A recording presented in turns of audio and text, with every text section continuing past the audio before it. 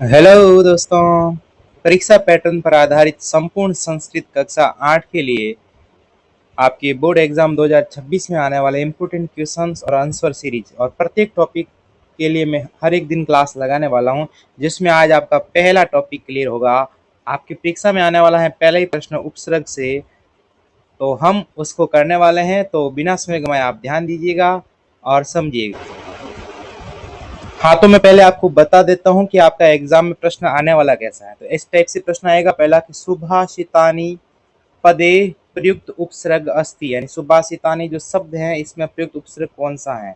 तो सुबह उपसर्ग नहीं है, क्योंकि नी उपसर्ग इसमें नहीं है, स भी नहीं है, इसमें सु उपसर्ग है।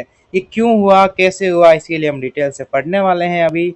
और इसलिए इस प्रश्न का राइट आंसर हो जाएगा ऑप्शन नंबर ब। लेकिन क्यों हुआ, कैसे हुआ, इसके लिए अपन डिटेल से पढ़ेंगे अभी। उपसर्ग आपके अकॉर्डिंग टू पैटर्न किस प्रकार प्रश्न परीक्षा में आ सकते हैं, उस टाइप से अपन पढ़ने वाले हैं। तो हम अपना डिटेल से टॉपिक शुरू करने से पहले मैं आपको एक बात बताना चाहता हूँ, ध्यान से सुनिए। छोटे बच्चे भगवान के रूप होते हैं, अगर उसमें समझ आ जाती है ना तो आगे के रिश्ते मजबूत रहेंगे। एकता मिट्टी ने की तो ईंट बनी, ईंट ने की तो दीवार बनी, और दीवार ने की तो घर बना। ये सब बेजान चीजें हैं। ये जब एक हो सकते हैं तो हम तो इंसान हैं। हमें सदैव मिलजुल कर एकजुट होकर रहना चाहिए। तो चलते हैं अपने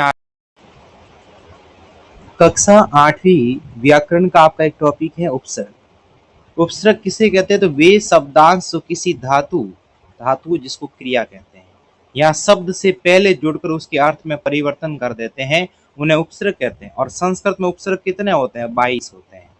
और ये कौन कौन से 22 होते हैं, जिसको अपन डिटेल से पढ़ने वाले हैं। तो प्रत्येक का उदाहरण के सहित हम पढ़ेंगे।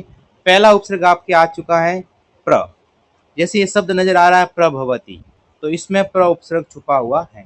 प्राचार्य में प्रा उपसर्ग नहीं है, इसमें भी प्र उपसर्ग है, क्योंकि इसका जब संधि विच्छेद होता है तो प्र प्लस आचार्य होता है। क्या होता है भाई, प्र प्लस आचार्य।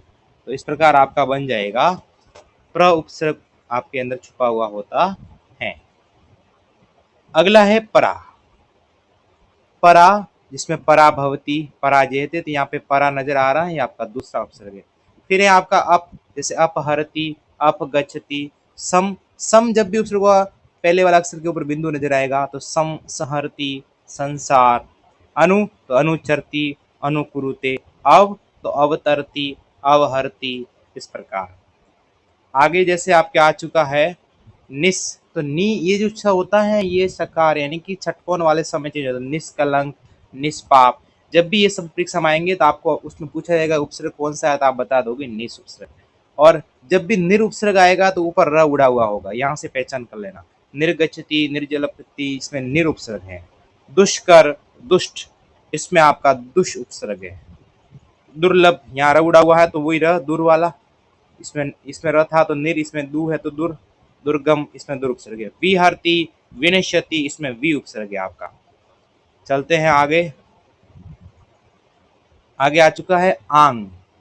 जैसे आशनम या आ नजर आ रहा होगा तो आपका आ उपसर्ग होगा। नी से देखो नी उपसर्ग भी होता है संस्कृत में, तो नी कर निकटम, तो यहाँ पे आपका नी उपसर्ग है। अधि से देखो ये शब्द इंपॉर्टेंट है, अध्यक्ष। इसका जब संधि विच्छेद करते हैं तो ये हो जाएगा आपका अधि प्लस अक्ष। इसलिए यहाँ पे अधि उपसर्ग छुपा हुआ है, यहाँ पे आप मत कर देना। यहाँ पे अधि उपसर्ग है, अध्यक्ष में अधि उपसर्ग है, वेरी इंपॉर्टेंट है। अधि करोति, तो यहाँ पे तो अधि नजर आ रहा है। आगे चलते हैं। तो यहाँ देखेंगे आपके अति, अति उपसर्ग किसमें है, तो अतिवृष्टि में तो अति नजर आ रहा है, लेकिन अति आवश्यक है, इसमें भी आपका अति उपसर्ग है, क्योंकि इसका संधि विच्छेद जो होगा वो अति प्लस आवश्यक होगा। अति प्लस आवश्यक, इस वजह से आपका इसमें भी अति उपसर्ग छुपा हुआ है। जब भी अत्यावश्यक आ जाए उपसर्ग मत कर देना, उसमें आपका अति उपसर्ग रहने वाला है। इसी प्रकार आगे देखते हैं। तो अपि दानम में अपि उपसर्ग है, अपि नमति में अपि उपसर्ग है, सुकर में सु उपसर्ग है, सुपुत्र सुक्रम में भी सु उपसर्ग है। प्रत्यक्ष में देखो प्रति प्लस अक्ष, ये प्र मत कर देना यहाँ पे उपसर्ग। प्रत्यक्ष शब्द जब भी परीक्षा में आया तो इसका संधि विच्छेद जो होता है वो होता है प्रति प्लस अक्ष, इसलिए यहाँ पे प्रति उपसर्ग छुपा हुआ है, प्र उपसर्ग नहीं है, ये इंपॉर्टेंट है ध्यान देने का। और प्रतिकरोति में प्रति उपसर्ग है, परिसम समाप्ति में परि उपसर्ग है, परिपश्यति में भी परि उपसर्ग है, अभिनव में अभी है, अभी दुखम में अभी है, उपचरति में उप है, उपदिशति में उप है, उत्कृष्ट में या तो त, उन्नति में उत प्लस नति, उत प्लस नति, ध्यान देना यह उ उपसर्ग नहीं है, उत है, क्योंकि उ त और नति, त है वो तीसरे नाम में अंतिम अक्षर नाम में चेंज हो जाता है, तो यहाँ पे उन्नति हो जाता है, यहाँ पे तो त आ नजर आ रहा है, यहाँ पे उत उपसर्ग है। इस प्रकार आपकी ये प्रश्न मैंने पहले ही करा दिया था कि एग्जाम में आता है, कैसे पहचान कर सकते हैं। अगला प्रश्न आपके सामने आ चुका है और आप बताओगे इस प्रश्न का उत्तर क्या है। बताइए, अधि उपसर्ग युक्त शब्द नास्ति, कौन सा अधि उपसर्ग से युक्त शब्द नहीं है? तो मैंने बताया था अध्यक्ष में अधि उपसर्ग है, क्योंकि इसका अधि प्लस अक्ष होता है, इसमें अधि उपसर्ग नहीं है, मतलब ये मत कर देना कि देखिए नहीं, इसमें अधि उपसर्ग है। अधिहरि में तो अधि नजर आ रहा है, अधिकार में भी अधि नजर आ रहा है, लेकिन अपि धानम में अपि उपसर्ग है, इसलिए इस प्रश्न का राइट आंसर हो जाएगा ऑप्शन नंबर स। चलते हैं अगले प्रश्न पर। अगला प्रश्न आपके सामने है, प्र उपसर्ग युक्त पदम अस्ति, इन प्र उपसर्ग वाला शब्द कौन सा है? तो देखो, प्रतिवर्ष, इसमें तो प्रति उपसर्ग है, प्रत्येकम, इसमें प्र नहीं नजर आ रहा है, इसमें प्रति प्लस एक हो जाता है, प्रति प्लस एक, इको यण से सूत्र से ई के पश्चात जब ये ए आया तो ये हो गया, यानी कि यहाँ पे यण संधि हो रही है, तो यहाँ पे प्र उपसर्ग नहीं है, यहाँ पे भी प्रति उपसर्ग है।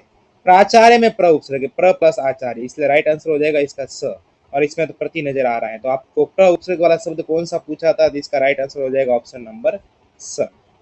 चलते हैं अगले प्रश्न पर। आंग उपसर्ग युक्त पद अस्ति, पदम अस्ति, यानी आंग उपसर्ग से युक्त पद कौन सा है? देखो, अवश्यम में तो अ उपसर्ग है, आनायामी में आ नजर आ रहा है, इसलिए इसका राइट आंसर हो जाएगा ऑप्शन ब, क्योंकि अमित्र में तो अ है और अपाग में भी अ है, तो आपका इसी में केवल आपका जो है आ उपसर्ग है, तो आपका राइट हो जाएगा। अंतिम प्रश्न आज का ले लेते हैं, अति उपसर्ग युक्त पदम नास्ति, अति उपसर्ग किस में नहीं है? देखो, अत्यावश्यक में अति प्लस आवश्यक इसमें तो है, अतिवृष्टि में भी अति है, अत्यत्य में भी अति है, अति प्लस है, इसमें भी अति उपसर्ग है, इसमें भी अति उपसर्ग है, इसमें भी अति उपसर्ग है, इसमें अभी उपसर्ग है, इसलिए इस प्रश्न का राइट आंसर हो जाएगा ऑप्शन नंबर। कैसे लगे दोस्तों आपको प्रश्न? अच्छे लगे तो चैनल को लाइक, सब्सक्राइब और शेयर कीजिएगा। मिलते हैं अगले आपका एग्जाम में दूसरा प्रश्न कैसे आने वाला उसको लेके, तब तक मैं आपको बता दूं आपका पहला प्रश्न इन्हीं में से आने वाला है, ध्यान से देखिएगा और प्रश्न को आपको अच्छे से सोच विचार के उत्तर देना है। तो टारगेट एग्जाम बाय किस्मत दास के साथ बने रहिए, तब तक धन्यवाद।